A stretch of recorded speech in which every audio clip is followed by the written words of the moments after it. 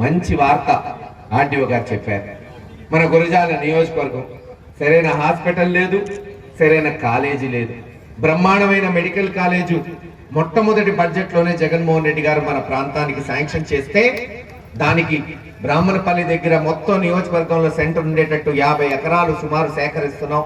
ఆ డబ్బులు కూడా మన తెలుగుదేశం నాయకులు అన్నారు. వాళ్ళు అంటారు పోస్ట్ మార్టం కొరకు మెడికల్ కాలేజ్ అంట. కనీసం మనుషులు చనిపోతే పోస్ట్ మార్టం చేయడానికి కూడా ఒక సరైన హాస్పిటల్ లేదు గురజాల నియోజకవర్గంలో.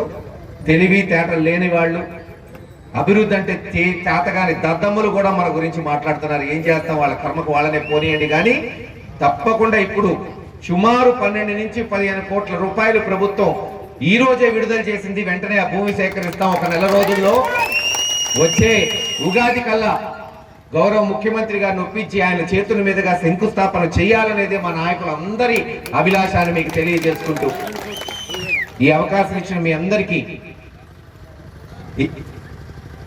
తప్పకుండా